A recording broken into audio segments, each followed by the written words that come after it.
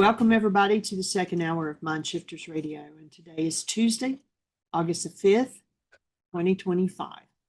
And I'm hoping, I just sent the link. I was chatting this morning with a gentleman in Australia. His name's Albert, and he has some things going on. And I told him, I said, we are just getting ready to do the radio show. I said, come on in. So he may pop in here in a little bit, and I hope he does. So, how is everybody? How are you doing? Mike will be with us here in just a second. He's just going in to turn on his phone. Welcome, Cammie, Susan, and Terry.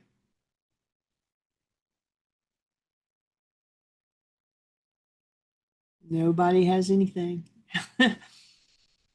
I would just Hi, say, Susan Fluitt. yeah, I'm just on Dr. Tim's. So yeah, it's been an interesting couple of days. Lots of tears yesterday. I'm not sure what's up. Yeah. Yeah, so just trying to be like, yeah, just trusting the process. I don't know. Yes, I'm feeling a little raw. I'm going to use that term. So I don't know what that's all about. And yeah, it started. I did use the machine. Right. Yeah. When I'm using Good. it, I'm using it, so crying my eyes out, sitting there crying and saying, okay, so today I'll have some time to do some worksheets. I don't even know where to start. That's okay. Right. So there's not like a depression or a fear or I anything don't like that know. attached to it? I don't know. I don't know. I just feel What's I can happening? feel it. I don't know. I just feel there's a sadness inside. So sadness. Okay. Yeah. Yeah. Is I the don't, yeah, sadness I don't even know what it's about. I mean, I'm just trying to think all that's happened last week. It was my previous his buddy's 65th birthday party, which I had to go to. And then it was another friend's celebration of life. Went to that right after our thing on Sunday. I don't know. And then it might be to do with my previous husband. I'm just sitting here saying that because something's different. He seems to be getting more reclusive, and yeah, I'm not sure. I don't know. what as you spent time with he and his buddies, what kind of thoughts were running through your head? It was after actually, because I had to go pick him up to go to our friend's a mentor of mine. It was his stepson passed away a year ago, or they had the celebration of life 8 months ago.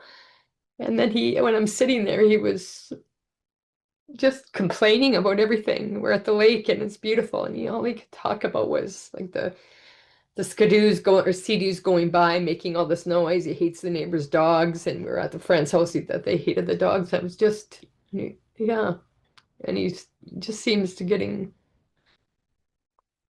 what was going through my mind. Yeah, that I might have to end the friendship with him. So is there sadness about the loss of what could have been? Yeah, that he doesn't. I don't. Yeah, So notice what happens with your throat as you say those words. Your voice, your throat was fairly open up until now. And so notice, remember from the quantum still point training, just notice where the resistance is in the tissue. sitting with him, I'm looking at there. I didn't realize I could let the relationship go. Maybe I've surpassed, like, the relationship's done. And I'm looking at him that we're just feels like we're on two different planes. And then he called me, swore at me, right? Like because I said, I don't believe what you believe. I don't believe that. It's not my reality. I don't believe that. And he goes, well, and of course it's the fucking reality. And then I told him I don't believe that. And then all their friends have health issues. They're all drinkers. They're all alcoholics. I watched them when I was there. I'm not drinking. And so and he just doesn't see it. And then he just told me I was freaking crazy because I said, I believe your thoughts create your reality. And I believe, mentioned in the Himalayas that there's sages that live hundreds of years still, I believe. Because you're freaking swore at me and said you're freaking crazy. Do you believe that Mm. shit? And then then I said, I'm So gonna go home. in that conversation, right at the moment where he swears at you, and Yeah. if you could rewrite the script for that, what would he have been saying? I would see the little boy in him that has no answers, and he's shut down, and he's emotionally immature, and he just doesn't have any language to understand what's going on. He's lost. And he just lost his best friend, So, and he lost his friend, so moved away. if you get a chance to listen to this again, listen to the energy in your voice on the word lost. I'd say that's your key in. And so, again, in that situation where what you're seeing is he's lost, what my request was to look at what would the ideal outcome be? What would the script be if you were to rewrite it to be ideal? I would just be present and not judge. I wouldn't judge. I would just hold space for him to express without trying to fix or to judge, and just be a clear mirror that he has support. Okay, so that's you, but what would the ideal script been? What would he have been saying in response to your input if you were to rewrite the script?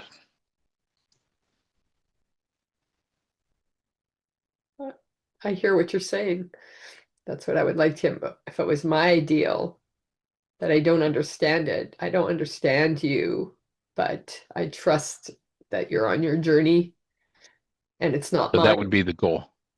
That would be the goal I'd be working on. And Okay. it sounds like there are still a lot of emotional ties with him. And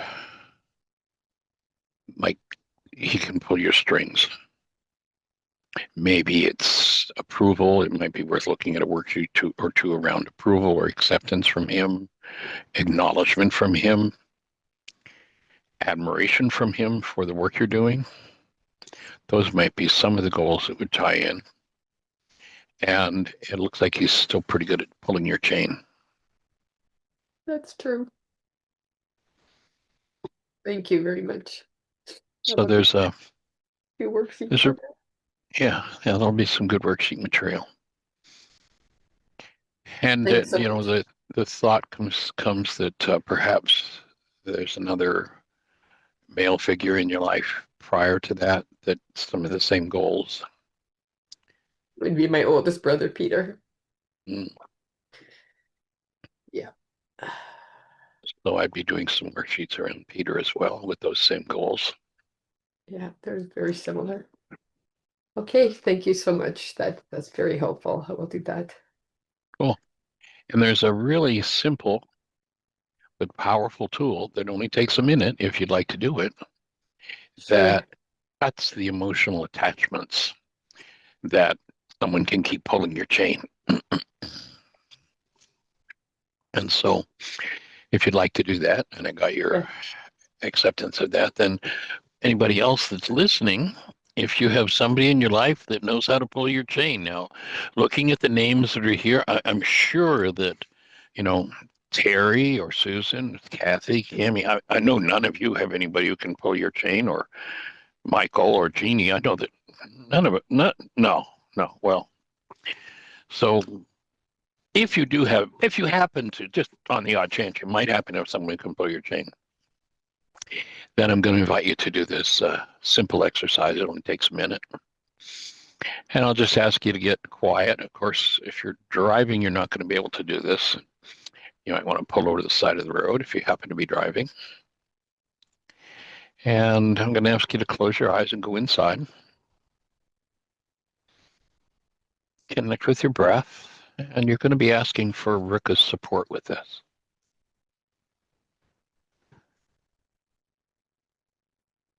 And Ruka, remember, being the feminine elemental force in us that undoes the effects of our errors and teaches us the truth. And as you ask for that support, I'm going to invite you to imagine that I'm there with you, and I have two pencils of light, just each emanating this penetrating light. And imagine that I place one of those pencils with the light pointing right in what people would call the third eye, right in the center of your forehead, and the light penetrates right in through your brain. And then I have a second light, and I put it right up at the top of the very center of your head, what they call the crown. So those two pencil tips of light meet. I'm going to ask you to take a moment and center yourself in the place where those two pencil tips of light meet. And breathe. Just let yourself be there for a moment.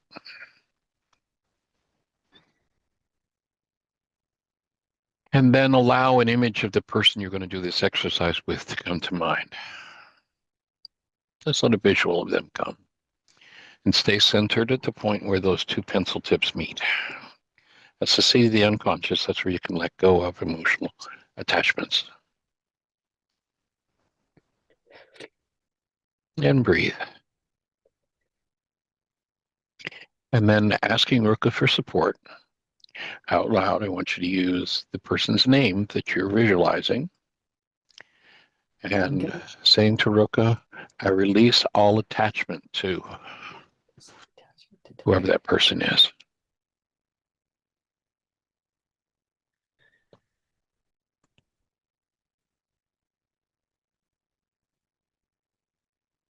You could even do this exercise with your own old self.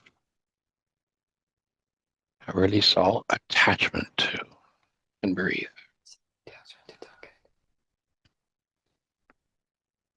Notice if there's anything happening in your head or your hands.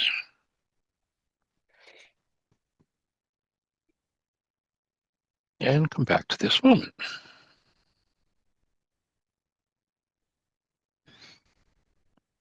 So what's happening, Susan? Just lots of tears. Just I could feel the light coming in, like going right into the pituitary and into the pineal gland. Hmm. The light there and oscillations happening. I could feel that.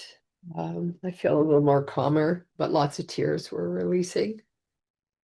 I could see many What things. I could see my oldest brother. I could see how I view myself. I might even be lifetimes old. I'm what looking happened to the picture of your former? turned into light to and then my former Awesome. self, you said my former self. Yeah, was saying to Tim, Dr. Tim, I feel like I'm dying to the full self. Mm-hmm. That's the idea. And it can be experienced as a very real death. When that self goes, it Yeah, kicks and the screams. sadness. There's sadness there and sadness of who I was, a sadness to all the characters I made up and the stories I told myself about the characters. Yeah. And I yesterday I got to, go on a hike with my son and got to meet his girlfriend.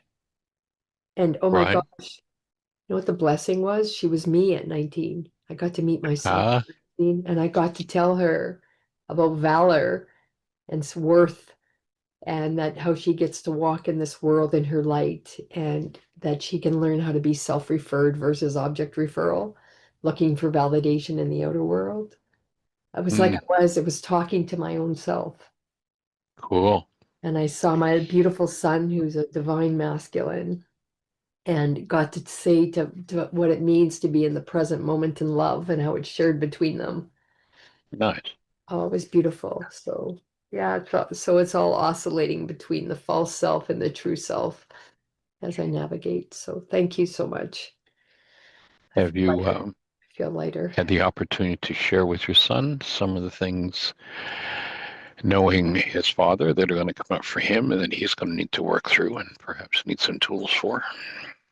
Yeah, I did say to, we haven't had a chance to talk, but I did just mentioned, I'm going through a big shift and I don't know what that looks like. And also, yeah, I did talk about his father, what he's going through loss and that he's not responsible for his dad, that is not responsible for his dad's feelings or his dad's behaviors. And what the importance of collecting self, holding on to self without losing connection to other. that he doesn't have to give up himself, and to thine own self be true, to know thyself Yeah. and thine own self be true. And that his father has a journey to go through and he's not responsible for that. So there's more discussion to be had around that also. So yeah, thank you so Yeah. much. And notice the languaging. And this is a whole retraining to keep the mind that's been trained about all the things it doesn't want Yeah, to move in the direction of languaging what it does want. So rather than he's not going to have to give up his old self, because, if I say don't think about the color of your car, what resonates in your mind? yeah. The color of your car. The only instruction the mind Mm, hears is the body of a phrase. The word not in front of it doesn't mean anything. The mind hears the body of the phrase. Give up your old self, yourself. yeah.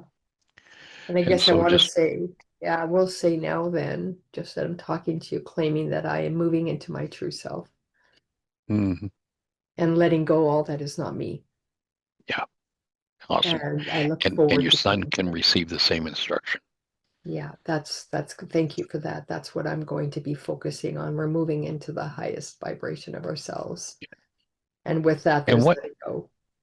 yeah, and what fun it will be to heal your own younger self Yeah, as you're interacting with them and supporting them in creating consciously a relationship that will, if they choose to, serve them for life. yeah, it's beautiful. And there's an amazing healer in town that does uses muscle testing to talking to the body. And I can many the traumas that she was marinated in, like her mother lost her father, and there was just so many similarities. Like my mom was mentally ill when I was being baked in the oven. In her case, her father passed away when she was when she was in the womb. Father passed away, so her mother was in deep grief, and all she knows is her nervous system was designed in stress. I get it. My mother was what she was going through. I was talking to myself. And Yeah. so I gave her the name of Stefan to go to him. She's going to go before she goes to university. Oh, it was talking to myself. It was beautiful. And then I looked at her in the eye and she wanted to know that she felt worthy in my presence, right? And I just Mm, looked at her and said, you are worthy just by the mere fact you exist. yeah. So You notice how are your love. throat's tightening. Notice how your throat's tightening up again. Who are you really talking to now? Myself. Mm, yeah. So Yeah. just let your throat soften and notice the resistance there. Remember, Satan is much more imminent than some dude out there with the red suit, the tail, and the pitchfork. It's our physiology, the resistor, the resistance in physiology. So notice, remember that training to let that soften, And let I that just so resistance love. go. And I loved how Dr. Tim mentioned discretion is a better part of valor. And I went and looked it up. And the etymology of valor is value and worth. Mm-hmm. Yeah. That I got to bring that into my brain cells. That in spite of everything, that it's having the strength of mind and spirit And to you know can the bring that truth. blessing to her and to your son. Yeah, How cool is that? you know, and they're all Instead the of spiraling reflections of off me. into mental infirmity. Yeah, exactly. Yeah. And how all the teachings I've got to give him around attachment, and how he practices it. And he comes to me and shares what he's learning with his girlfriend, and telling her that all of her is invited to exist in my presence. Mm, That, sweet. she has a big upset. I'll be there to support, just like you did for me at the workshop. You just held beautiful space that I could let that out and liberate that distortion so I could be me. So I got to say that to her as well. Yeah. Thank you so much, Michael. Just thank you, thank you, thank you. Welcome, you're welcome, you're welcome. And one of the thought is to recognize, well, a lot of the world is talking about and trying to convince people to believe in a thing called original sin. Yeah, And in doing that, they forget that the breath of life and love was put in them, and that was their original blessing. And it's yeah, awesome that you get to share that with her, yeah, your original being, your original breath blessing with her and with your son. When so many yeah, parents don't have a clue even how to start that conversation. It's awesome that your son's open for it and that his girlfriend is too. Like, how I cool is that? know.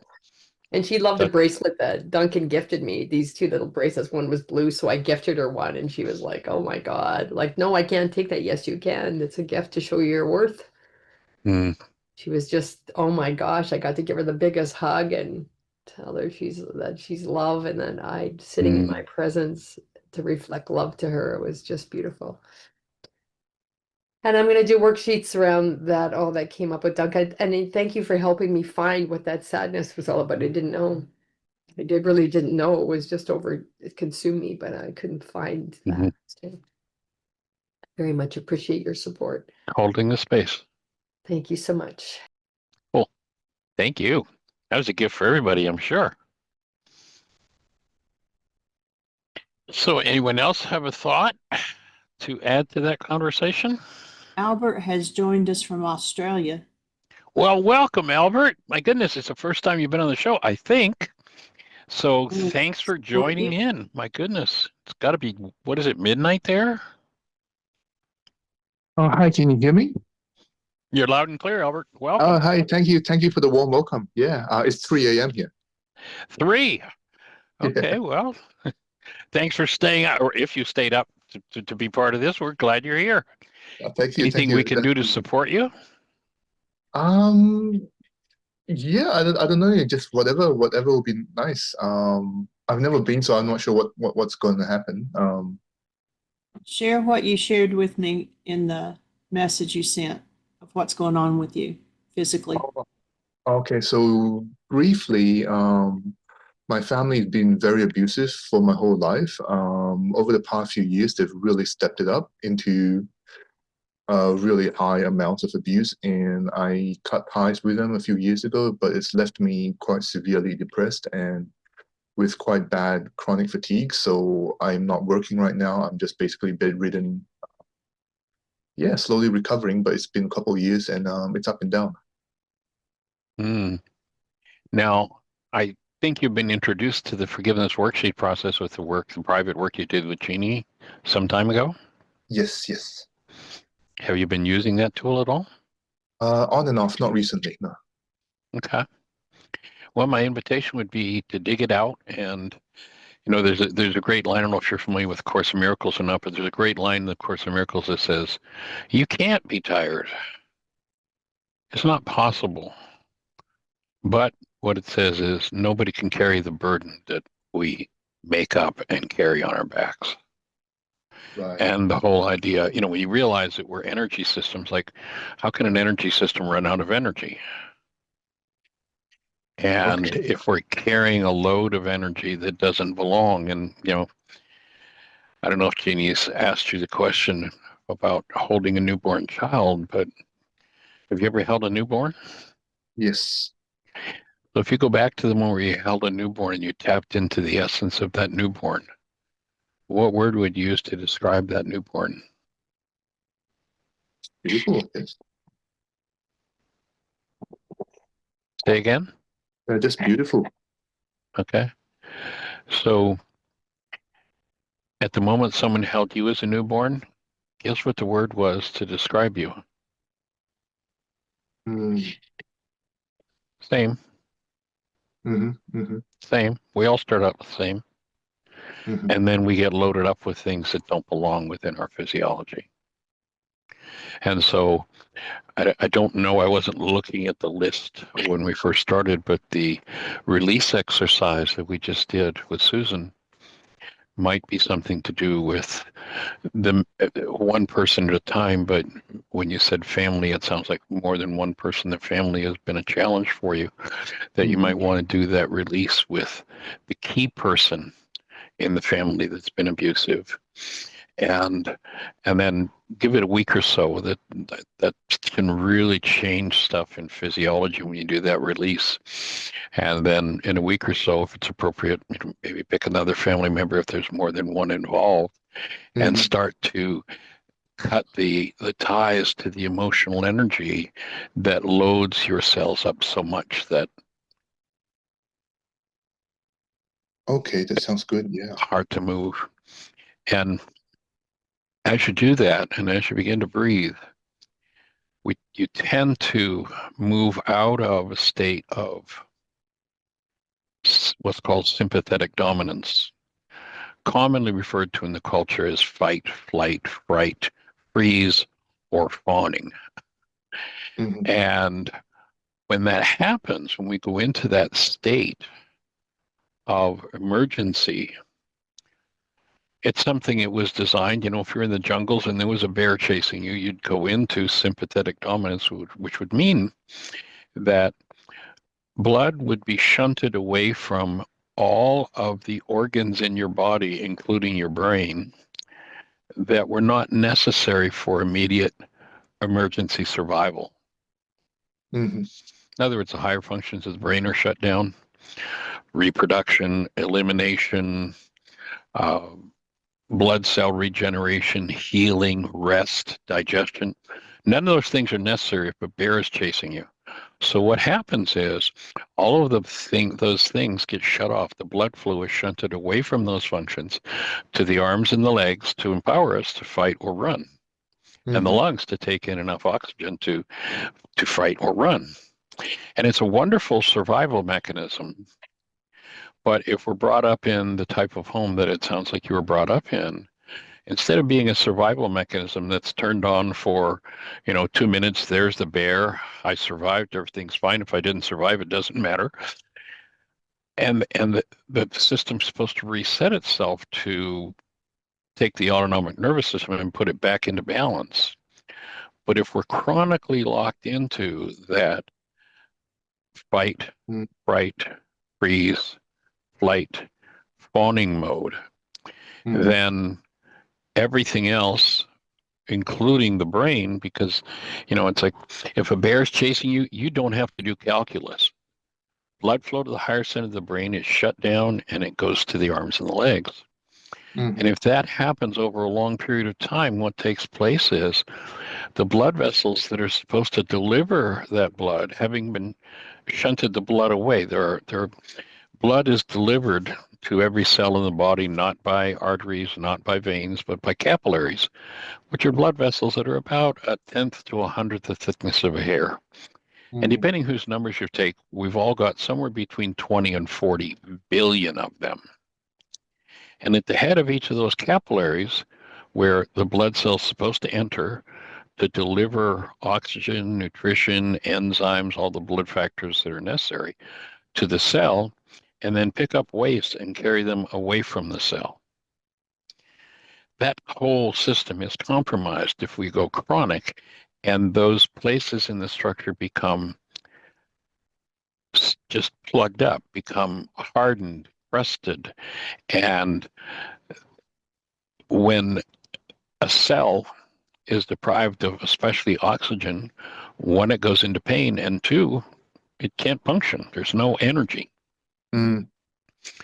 And so I'd be I'd suggest that if there are any old fears that you haven't worked through or any current fears, that you take the worksheet and start letting go of that, really paying attention to your breath and allowing yourself to breathe, Mhm. soften, and allow yourself to get back to where the sympathetic and the parasympathetic come back into balance so that Mhm. blood flow is restored to all those places. Because I mean, it's fatigue city if the only place that's getting blood flow is arms and legs, basically.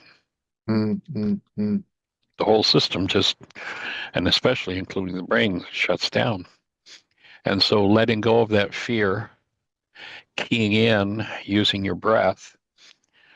There is a device that's actually specializes in doing that. It's called a Navison, and it's powerful at getting the blood flow restored, and especially the congestion that's blocked blood flow to all of the daily life functions that aren't key Mhm. to survival. But you want to get back to, and you might do some looking on YouTube Mhm. for videos on the vagus nerve. Mhm. Vagus Mhm. nerve is kind of the control for this whole system, and there are several systems that people have worked out for stimulating the vagus nerve. And when you stimulate the vagus nerve, there are sounds that you can use and exercises you can do that will help to bring the autonomic nervous system back into balance, so you restore that blood flow. Okay. So those things might all be useful for you. Okay. Thank you so much. Absolutely delighted, and any support we can be along the way. If you're doing worksheets and you need assistance, that's what we're here for. And if, being 3 a.m, if there's a point where you're not able to listen to the show, you can always, from within the app, you do have the world's only actual forgiveness app you can download, and you can do the worksheet process right there on your phone. And anywhere from within the app, you can drop us a note. You can just hit on every page. There's a place you can just put in a question, send it, and Jeannie will get that question. She'll ask the question on the show, we'll answer it, and then send you back a link. So if you're not available to listen, we can support you in that way as well. So any That sounds support we very can be, nice. that's what we're here for. Thank you so much. Delighted. Was the release that you mentioned, where do I get that, please? Okay, were you not on the earlier part of the show? No, I just came in like 10 okay. Okay. Well, when we finish the show, Jeannie will be converting it and getting it set up to put it on YouTube. And Okay. do you have any idea when it might come up on YouTube, Adam? Yes, I do follow your channel, yes. Okay. I was just asking Jeannie if she has any idea when it might. I can get it You up there mute. probably within an hour. No Okay. rush, no rush, no rush. So then if you go and grab that, then you can follow through the whole exercise. It's right in the first 10 minutes of the show. Okay, thank you so much. Cool. All right. Delight to meet you, Albert. Blessings. Thank you. All right. So welcome everyone else, who I'm sure didn't have to do that release exercise because there's nobody in your life that brings stuff up for you. But just in case anybody has anything to share, questions, thoughts, answers, ideas.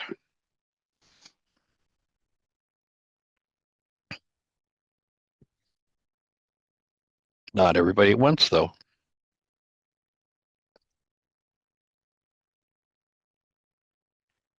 All right. Well, if we have no questions, then I'm going to just share a little piece that I had actually just sent to people who were at the opening session for the codependence to interdependence communication practicum. And I had just done a little piece of writing to offer support after that session and sent it out to everybody. But I just feel strongly inclined to share that with everyone. So it starts out with a quote from me. Without true understanding, true healing cannot occur. Honoring truth is paramount. It's just like so many people live in a state we call blockage of truth. And actually, this is an idea that came out of our workshop, Laws of Living. And actually, in the early days of Laws of Living, we used to call it blockage of personal error. In other words, people didn't want to let anyone or admit to themselves that they'd ever made an error, so they would block their errors. And over a period of time working with that, what I realized is actually people don't block their errors. What they do is they call their errors truth. So let's say I'm a really devout, card-carrying member of the one world universal religion of blame, guilt, suffering, pain, and trauma. Let's say I'm a really devout member of that church. Then my language, whenever something is up in my face that I don't like, is always about how, you really hurt me. You made me mad. You made me sad. You are causing me so much trauma. Now, if I'm hurting because there's an energy that I've allowed into my system. If I've allowed an energy that causes pain into my system, and I tell you that it's your fault, I'm telling myself a lie. And I believe my lie. You made me mad. So my error is believing that you're the cause of my mad, which of course means I'm not, and therefore there's nothing I can or have to do about it, because of course it's all your fault. If I call that lie in my mind truth, it's true that you made me angry, then I'm now living in blockage of truth, not of error, but of truth. I call my lie the truth. And remember the Harvard research that we talk about in a time frame where 10,000 brain cells are firing, the max amount of data that goes into conscious awareness is 9 bits. So 9 bits of data out of 10,000 brain cells are firing. Now, however you cut it, that's evidence. And what happens is your mind, the functioning purpose of the mind, is to give you the evidence that you ask for. So when you say to your mind, metaphorically, well, I've been through this anger that I'm blaming Bill for 87 different times with 42 different people, but I don't want to be aware. I don't want to know that. I don't want to be responsible for that. I don't want to own that. So show me, mind, build me a picture, select 9 bits of data, and build me a reality that shows me that Bill is responsible for my anger. So now I'm in blockage of truth, and my mind structures a reality for me. And the reality is a picture that I construct in my mind of Bill being the problem in my life. If I can't break that lie in my mind, then I can never know the truth. And if I can never know the truth, I can never heal. Because healing is made up of the energetic patterns that are held in my physiology.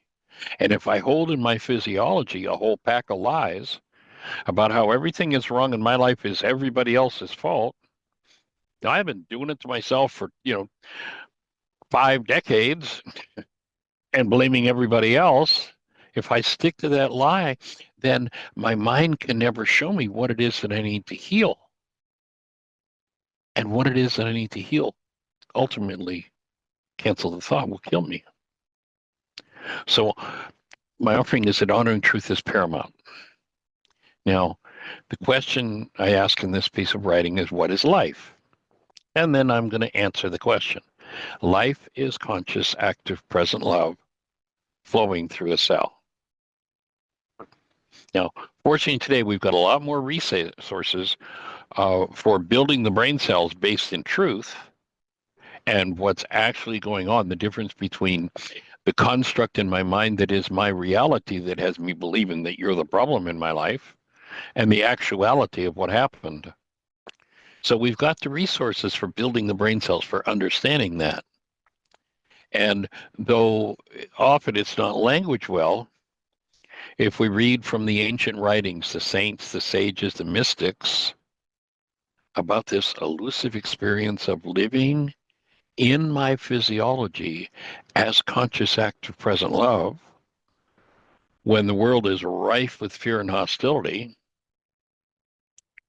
then the bottom line conversation becomes that there has to be the removal, the forgiving of the blocks to love flowing through my own cellular structure.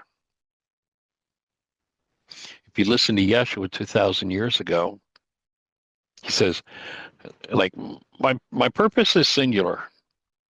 You never hear him say, I came to bring you dogma. I came to bring you doctrine. I came to bring you church. Yeah, he never said any of that stuff. What did he say? I come to bring you life, life more abundantly. If you know the truth that life is love flowing through a cell, then you've got to start admitting to yourself, if you're not feeling or experiencing yourself as love, then you must be doing something else. You must be in error. So You go back 2,000 years ago, and Yeshua was really clear with this. I come to bring you life, life more abundantly. Now, think about the followers who had lived their whole lives in pain and blocks to experience themselves as love, and it was everybody else's fault. So they didn't have the brain cells for the experience of themselves as conscious, active, present love. They did not have the brain cells for living out of their own being. And so what happened as people listened to Yeshua, speaking of his purpose to bring life, to increase the ability to have love flowing present in and flowing through your cellular structure, what happened is people injected their own pitiful, unresolved fears and hostilities and deficiencies and taught those things as gospel. Now, there's a bottom line truth to actuality. We do not live in a physical world. One of my favorite sayings from Albert Einstein is, on such things as matter, we've been all wrong. What we have heretofore called matter is energy. Energy whose vibrations have been so lowered as to be perceptible to the senses. There is no matter. Matter does not exist. Now, if you believe matter exists, then you're not living in the truth. Guess what? You can never heal. Because back of and superior to the world we call matter, there's something else. And if you don't know what that something else is, then you can't dissolve the dis-ease process and replace it with health and wholeness. Truth is paramount to healing. One of the most profound statements you will ever hear regarding the healing process comes from a gentleman named Max Planck back in 1944, and this was 26 years, almost better than a quarter of a century after he won the Nobel Prize in Physics. He wrote this. He informed us of an ancient truth. And this truth, to the inertia-bound minds of men, locked into past appearances, just find it difficult to just even start to comprehend what he said. But this is core in healing body, mind, and spirit. It's a challenge to apply.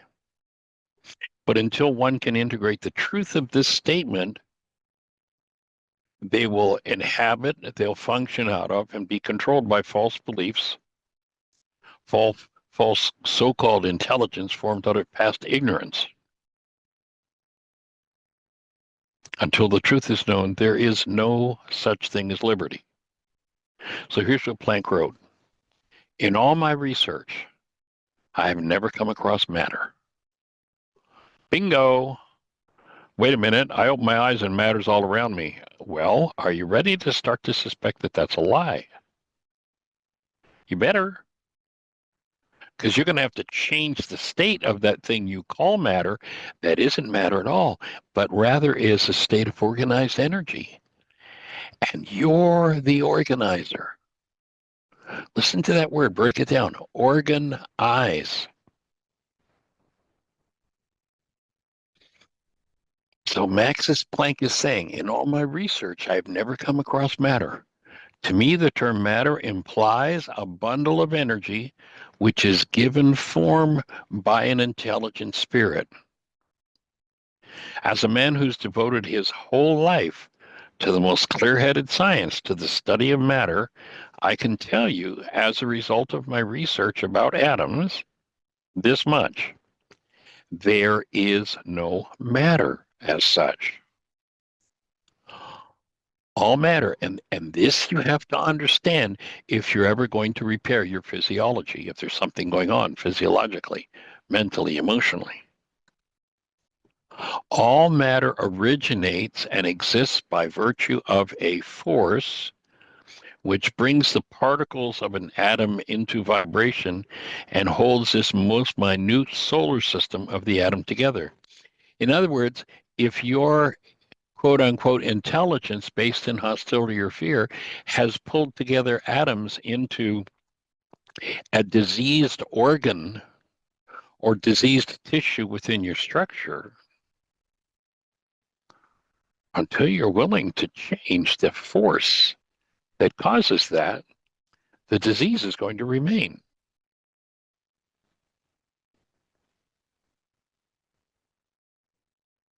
Once again, all matter originates and exists only by virtue of a force which brings the particle and atom into vibration and holds this most minute solar system of the atom together. We must assume that behind this force, the existence of a conscious, and I add, this is not part of his quote, but sadly, an unconscious replicant mind, either a conscious and intelligent mind or this unconscious mind. And he finishes that quote off by saying, this mind is a matrix of all matter.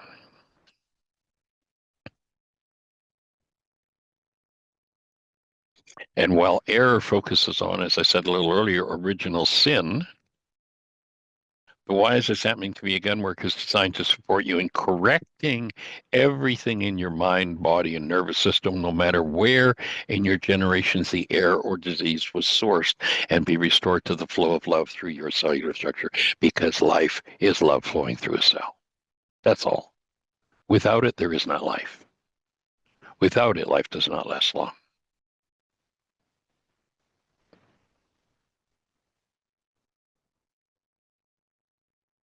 So no matter where the error occurred that brought these atoms into a state we call a diseased matter, one is going to have to develop the skill of approaching that intelligence with a higher level of awareness and intelligence and dissolve. And guess what dissolving that state of organized atoms is called? In the ancient Aramaic language, is called forgiveness. Now, notice the Greeks turned, who wants to be responsible? No, I want to keep telling the world that Bill is responsible for my pain and my trauma.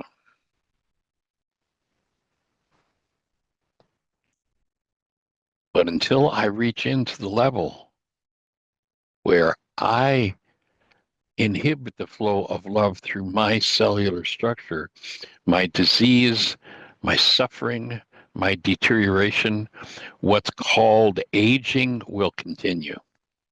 Once I touch the mainspring of that, what Max Planck calls this intelligent force, and I start to reverse its declarations and remove what never belonged, then healing occurs. And it occurs when the flow of love through your physiology, according to your original design, your original being, your original blessing. Until that's restored, it doesn't happen.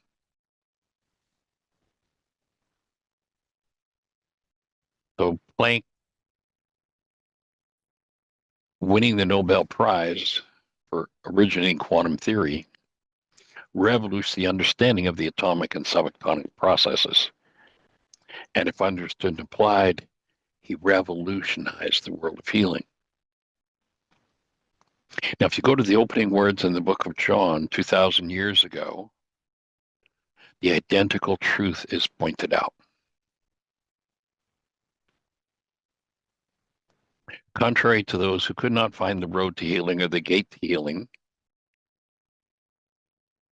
and,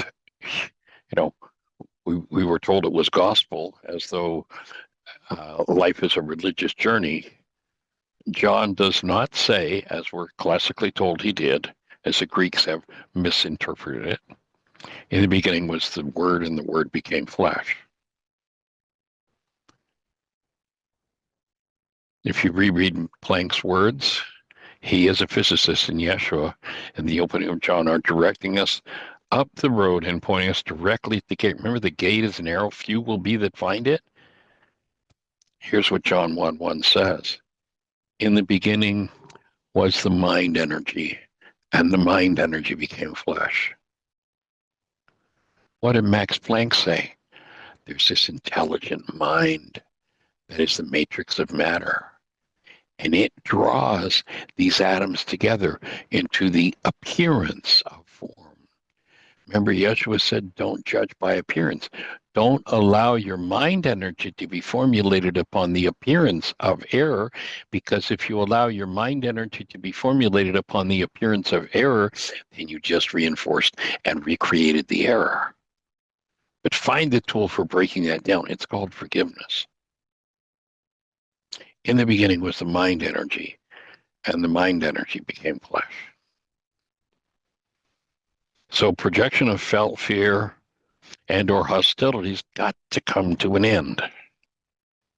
Change your mind, bring it into alignment with love at the deepest levels, not just the surface, and you change your life. And that's the bottom line of what this work is about. And I hope that fits and makes sense for everybody. And I'd love to open the floor for questions, thoughts, answers, ideas. Anyone have a thought, anything to share in that regard?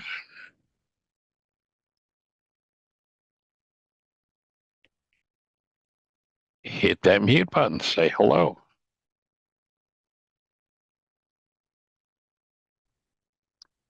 Hey, Michael. Yay, Terry. Well, So, yeah, hey, thank you. So, excited, enjoying all the information and the emails from Jeannie. They're done so nicely.